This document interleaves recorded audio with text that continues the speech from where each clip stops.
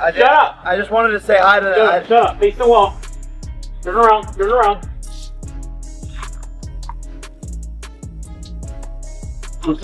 Give me your hat.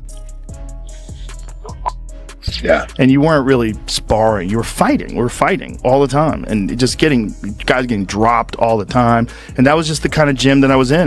But this wasn't a real fight. He was pulling punches. He wasn't giving it his full effort.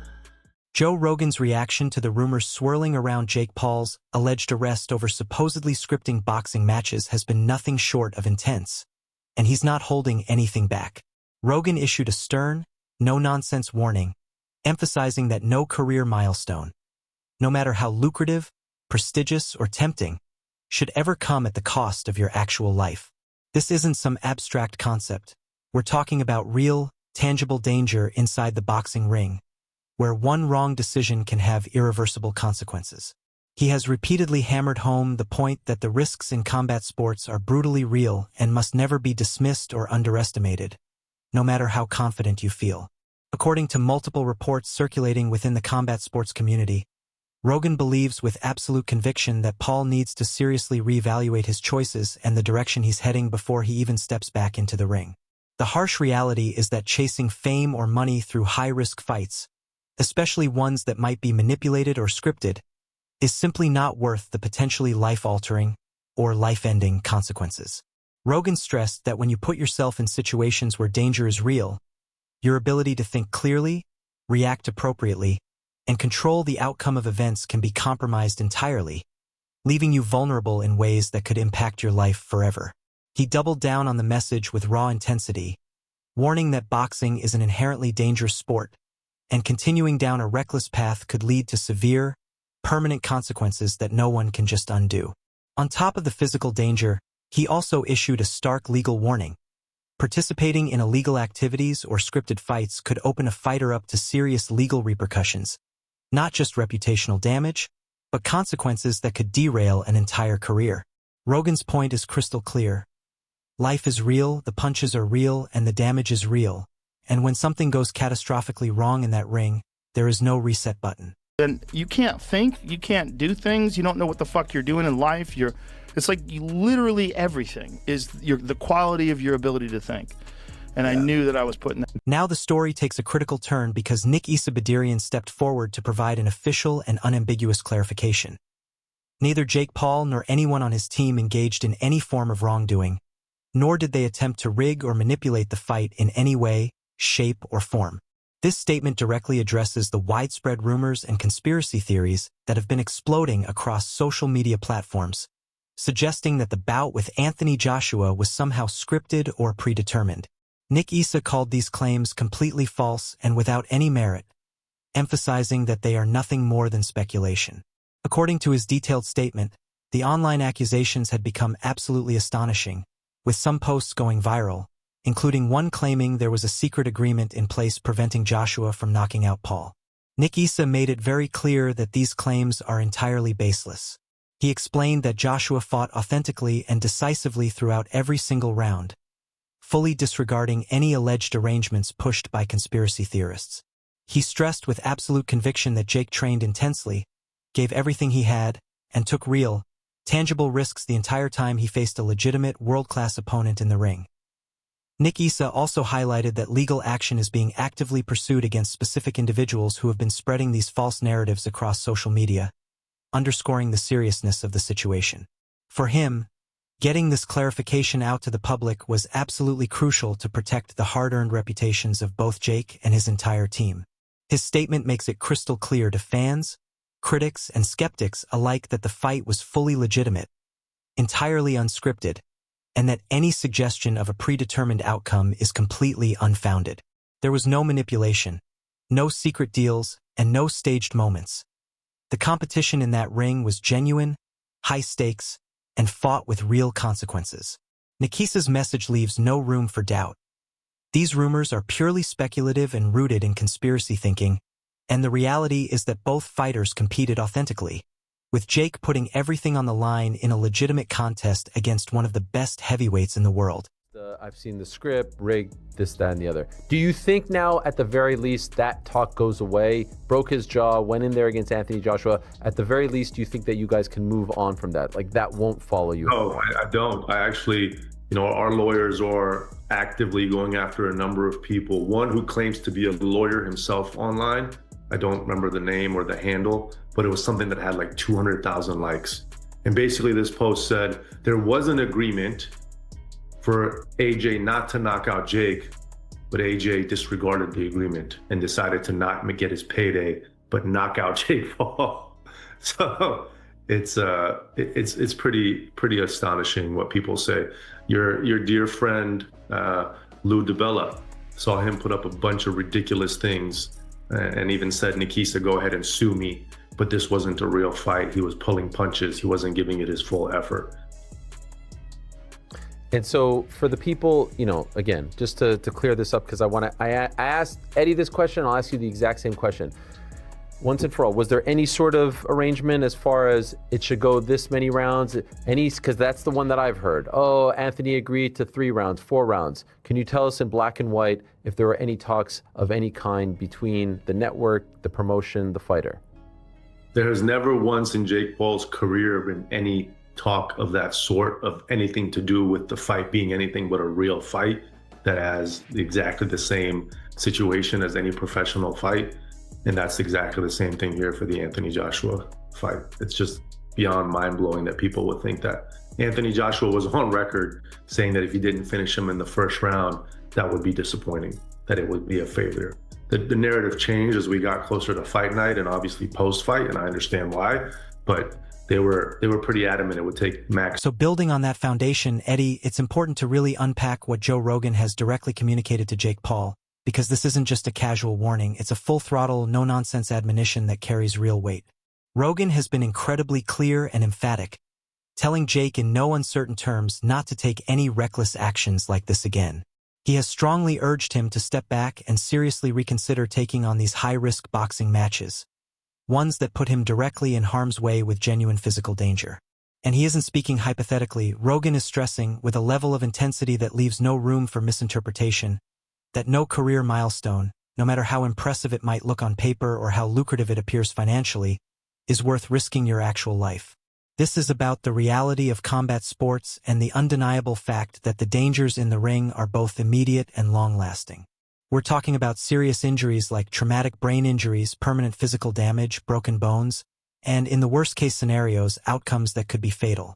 Rogan has repeatedly emphasized that chasing fame, money, or social media clout through staged fights, or by facing dangerous opponents without proper caution, is a reckless path that could have irreversible consequences, extending far beyond just a single fight or a single night.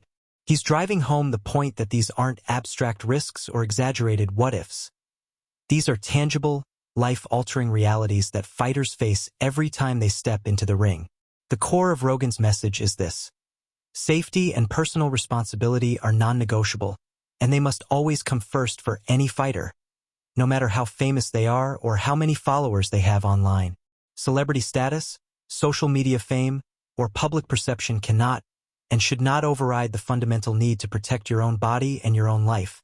Because once something catastrophic happens, there's no reset button, no way to undo the damage. Rogan's warning is essentially a reality check, a reminder that combat sports are inherently dangerous, and any decision to step into that environment without fully considering the consequences is not just reckless. It's potentially life-threatening. Look at all them celebrities like dude from the Mighty Ducks, the little boy actor that got strung out on drugs. And all his fronts and all his teeth were missing from being on meth or whatever, whatever drug of choice he was on. There's no coming back from that.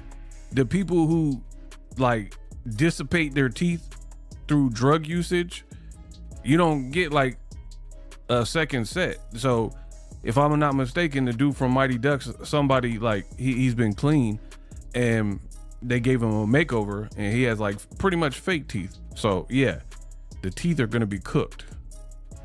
Now, I agree with the other part that Rogan was saying, but let's keep going. Yeah, I think he went into that fight knowing that was probably going to happen, and ultimately, the big win for him would be that he was even willing to do it and that he could do well for a little bit.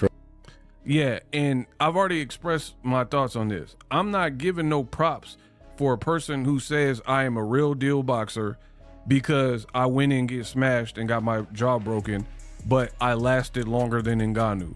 But I was crazy enough to try, because to be honest, we're way past the honeymoon stage with a person like Jake Paul. You've been in this for long enough to go through fight camps, dedicate your time, effort, energy, money, spar with people. You spar with some quality names because you have resources and money or whatever.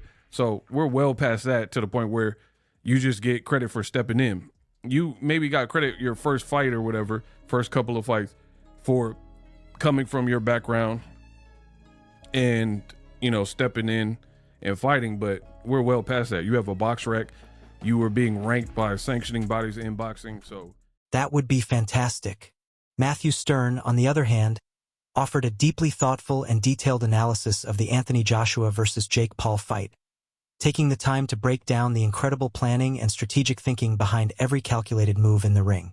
He explained at length that the bout unfolded precisely according to a carefully designed strategy, with Joshua's team intentionally prioritizing patience and controlled aggression rather than reckless, wild punches that could have left him exposed. From the opening bell, the plan was to systematically test Jake Paul's abilities, methodically exposing weaknesses, gauging stamina, and assessing conditioning before delivering decisive, powerful strikes at the exact right moment. Stern emphasized that this methodical, calculated style exemplifies professional boxing at its highest level, where lasting success relies not just on raw power, but on discipline, timing, and tactical execution. Every phase of the fight, according to his analysis, was orchestrated to maintain control of both the pace and positioning, gradually asserting dominance across the rounds.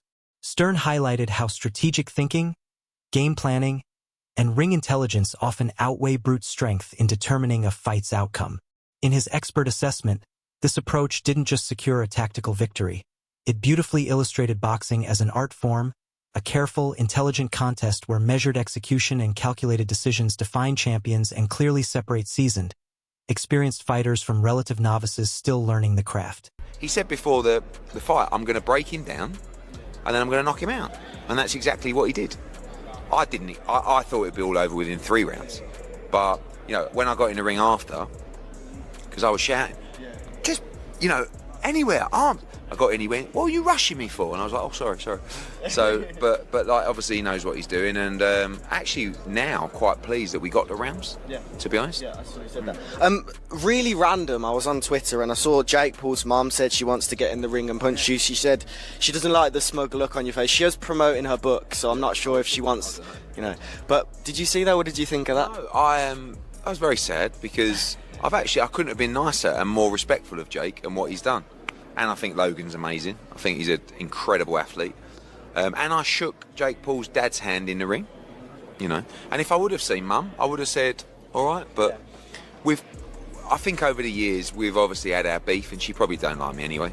And I am probably a little bit smug. I wasn't smug after the fight, because I would have been more smug if it was all over in a round. So, no, I'll give Jake respect. And, yeah. Sorry, Jake's mum doesn't like me, but if she can send me a free book. Adam Catterall jumped into the conversation with a forthright and candid assessment of the Anthony Joshua versus Jake Paul fight, and he didn't hold back at all in his analysis. He highlighted the significant imbalance that modern boxing is increasingly facing, where popularity, social media followings, and celebrity status can influence major matchups far more than actual skill or competitive merit. Catterall argued convincingly that Jake Paul's rapid rise in professional boxing owes far more to his massive online presence and established celebrity than to any genuine technical ability or meaningful in-ring experience against legitimate opponents.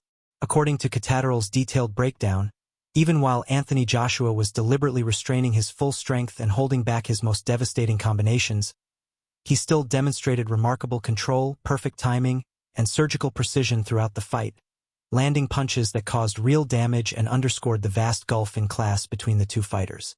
This contrast fueled widespread speculation that certain elements of the bout may have been influenced by external pressures or commercial considerations, rather than purely sporting integrity. Rumors circulated suggesting that Jake Paul may have attempted to manage or manipulate the pacing and flow of the match to minimize personal risk and maintain favorable appearances for his brand, reflecting broader concerns about how celebrity boxing increasingly prioritizes spectacle and entertainment over authenticity and legitimate competition. Catterall's observations underscore how these hyped, entertainment-driven fights can seriously distort competitive integrity, placing far more emphasis on marketability and showmanship than on actual skill, strategic depth, and the traditional values that have long defined professional boxing at its core. Own credibility, I've got to knock you out, but I've got to try and knock you out where I'm not hurting you as much as what I could if I unleashed. Yeah. And with the punch you said that he landed, it's not his best punch, his most powerful punch, right? Yep. And he's shattered his jaw in 2 places, right? So Anthony Joshua gets his 70 million, whatever it is. But I think he's sitting there thinking, thank God for that. Thank God. On a human level, I've come out, all right, I've sort of, not reputation, but I haven't hurt him as bad as what I could have. There should be an awful amount of people breathing a massive sigh of relief. Anybody that put that fight together, athletic commissions, like you said. It wasn't a fight. No, it wasn't at all. Like you said, it was a prize fight. It was an event. If Anthony damages him, he's got to live with that for the rest of his life. Absolutely. That's a lot of stress to deal with, you know what I mean? So I'm sure he's bleeding the side of relief. The team that have put him in there, that have negotiated that for him, but the authorities that put that on and commissioned it as a proper boxing match, I've no doubt. Does that go on his... Because yeah, it's a professional boxing. Do you know what? If I was Anthony Joshua, I would be saying, I don't want that on my record. But for the credibility of them putting the fight on, they would have said to him, no, we've got to say this. It's been commissioned. It's going to be a proper fight. And I found it... I love my boxing, but I just find the whole thing really, really unedifying. You said about get followers. You mentioned Tommy Fury. Tommy Fury is nowhere near is his level of getting like a British title fight or whatever. Nowhere near. So it's basically he's like... Beat Jake Paul. Well, beat Jake Paul. But so but what I'm saying is that's 100. I stand by that, and I think Tommy would admit that. You know what I mean? To become a British champion is a very prestigious thing to do, and I think he would struggle to do that. Sam Jones offered a candid and completely unfiltered reaction to the Anthony Joshua versus Jake Paul fight, capturing what many hardcore boxing fans were feeling. The bout was genuinely difficult to watch from start to finish, and not because of thrilling back-and-forth exchanges, but due to the glaring technical deficiencies on display throughout the contest. He emphasized that Jake Paul struggled significantly with fundamental aspects of boxing that any serious professional should have mastered years ago, including basic defensive skills such as proper head movement, maintaining a solid guard, effective footwork and positioning, and timely responses to Joshua's combinations. These repeated lapses and technical mistakes created a persistent sense of imbalance, constantly highlighting the clear gap in experience, skill level, and ring IQ between the two fighters. Observers noted that some sequences appeared almost choreographed, as if certain moments were subtly managed to prevent either fighter from facing undue risk or ending up in a dangerous position. While Jake Paul undoubtedly put in significant training and effort preparing for the bout, Jones suggested that the mismatch in natural talent and ring intelligence, combined with these hints of managed pacing and potentially predetermined sequences, contributed to a viewing experience that felt uneasy and uncomfortable for fans expecting genuine competitive tension and authentic sporting drama. The fight underscored the inherent risks of mixing celebrity appeal and social media influence with professional-level boxing, revealing how spectacle and entertainment can sometimes completely overshadow actual skill, leaving dedicated fans questioning the legitimacy of contests where performance and showmanship intersect so visibly and obviously. Into the story of him being perhaps a little bit better than we sometimes think, although I don't really co-sign on that. Let me make the point. The first point is, I think people are overreacting a little bit. People were suggesting when I got on social media that this was like the biggest farce they'd ever seen in their life, and that this was, how could he fight like this, and this was a disaster, and Joshua should have got him out there earlier. There is probably some evidence to suggest that I don't think Joshua was carrying him in the sense of, hey, they coordinated this ahead of time. But was Joshua really stepping on the gas? No, I don't think he was really stepping on the gas. There were times I think he clearly pulled his punches, partly because Jake was squirmy and rotating on the outside. Also in part because I think, as I indicated on Friday, he's watching this guy with pretty bad footwork. He was literally tripping over himself and he realized he just can't keep this up. So, okay, so there was that. But people were acting like, like how could this be? How could this have happened? Guys, on Friday's MK, and then before that, earlier in the week on Submission Radio, they asked me on Submission Radio, how do you think he's gonna fight? And I'm like, he's gonna run. And they're like, you don't think he's gonna clinch? I'm like, okay, he'll clinch at times, but then the rest of the time he's going to run. Like, what other way was this going to go? What other way was this? Shah Sonnen delivered an extremely pointed and comprehensive critique of the Anthony Joshua versus Jake Paul matchup, speaking with genuine concern about the unprecedented risks involved and the broader implications for boxing as a sport. He portrayed the fight less as a legitimate test of skill between two athletes and more like a desperate struggle for survival, where both physical stakes and reputational consequences were dangerously high, emphasizing that inexperienced fighters entering the ring against elite professionals with decades of experience are placing themselves in life-threatening situations with potential for permanent injury or worse. Adding fuel to the fire, persistent rumors suggesting Jake Paul's involvement in scripting or manipulating the fight amplified concerns, especially given the high-risk nature of the matchup. Sonnen stressed that the growing trend of blending celebrity status and social media influence with professional sport carries major risks, not only undermining the integrity of boxing but also endangering participants in ways previous generations would never have tolerated. Analysts observed that Paul's unusually cautious approach at key moments raised questions about his intentions, with some sequences appearing choreographed to allow Joshua to dominate safely, aligning with rumors that Paul attempted to manage the pacing to minimize personal risk while maximizing entertainment value. Sonnen's comments highlight the troubling reality that modern celebrity boxing increasingly prioritizes spectacle and marketability over genuine skill and competitive integrity, creating dangerous mismatches that put inexperienced fighters in harm's way. He emphasized that these hyped fights distort the sport, leaving fans and analysts questioning legitimacy while exposing participants to unnecessary risk, and underscored that while social media fame and financial incentives may drive these bouts, they cannot override the fundamental responsibilities to fighter safety and fair competition.